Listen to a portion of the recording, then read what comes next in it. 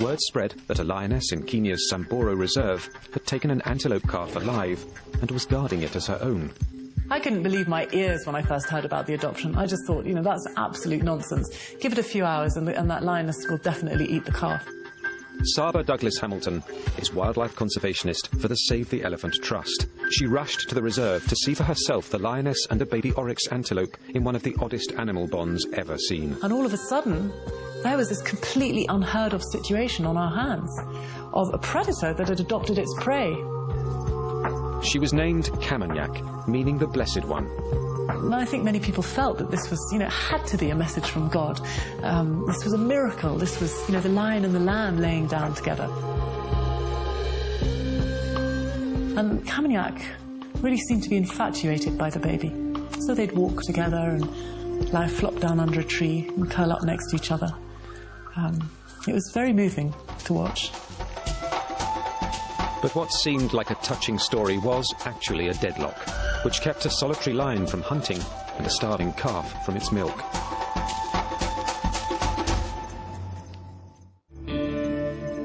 Kamanyak had done the unimaginable. Instead of eating the baby oryx she had encountered, she adopted it. How Kamanyak got it, I can only speculate. But oryx calves are trained by their mothers and have a very strong instinct just to lie low in the grass and rely on their camouflage to protect them from predators.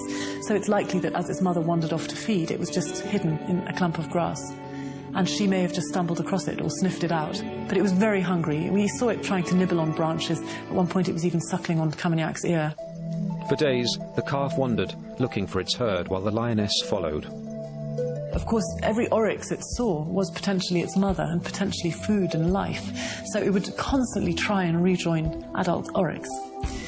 Well, Kamanyak would allow it to go a certain distance away, but as soon as it started to move off with the oryx, she was then up on the warpath. And of course, the other oryx saw this lioness coming for them and would flee. And the baby ran as much as it could, and then it just got exhausted and stopped, and she took it back again. What would drive a predator to defy her instincts and endanger her own life? We were just so flummoxed by this odd pairing of Kamanyak and the oryx that I wrote to a lot of people. I wrote to all of the lion experts I could think of to try and get some kind of balanced view about what was happening. One of those experts was Craig Packer of the Serengeti Lion Project. By email, Sarah shared with him the story of Kamanyak.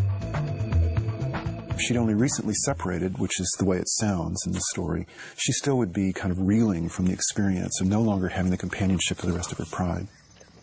What we think happened was that she actually went through quite a traumatic loss, very sudden traumatic loss, and this clicked a switch in her head that just sparked this obsessive-compulsive behaviour, so that when she came across this baby oryx, instead of seeing food, she saw baby.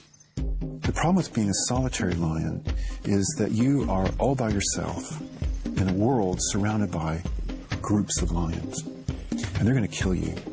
So if by misfortune a female ends up all on her own, she lives a life of utter terror because she has to figure out how she's going to get from A to B without being spotted, how she's going to feed herself without being discovered in a vulnerable situation by her neighbors.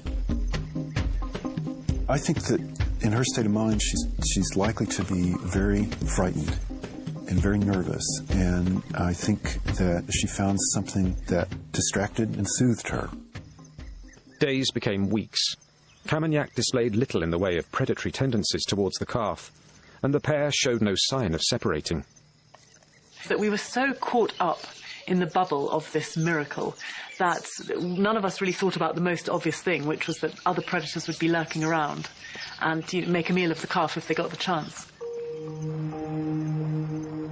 We followed Kamanyak and the oryx down to the river, and we were really pleased to see them going there because it was the first time that they'd drunk in several days.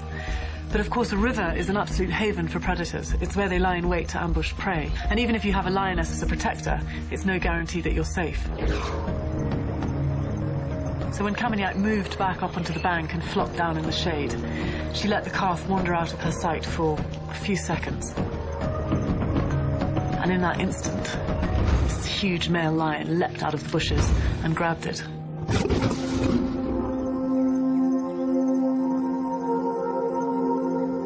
She was clearly clearly terrified of the male lion, but she acted exactly as if she was a mother losing her cub. She couldn't leave the scene, and it was almost like this anguish that you could feel in her, desperate to try and save the calf, but unable to take on an adult male lion.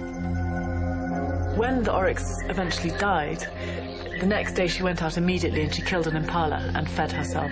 So she was totally functional in terms of being a predator. It's just that she didn't equate food with the baby oryx. But her odd obsession was not over. Within a month, Camagnac had adopted another oryx calf. After this first incident, Camagnac actually adopted 5 more oryx calves, but none of them lasted as long as the first. Camagnac's relationship with the calves she had adopted was not quite that of a friend, or even a parent. I think she's more like a jailer, in that she's just controlling this animal. She's keeping it close by. It's something that's very harmless and inoffensive. But she obviously felt very strongly for it. I mean, in her mind, this was her baby. And I think if she'd had her own cubs and looked after them with that same kind of intensity, she probably would have starved them along with herself. In the wild, a bond between an antelope and a lion can't last, but it tells of the animal's ability to feel complex emotions.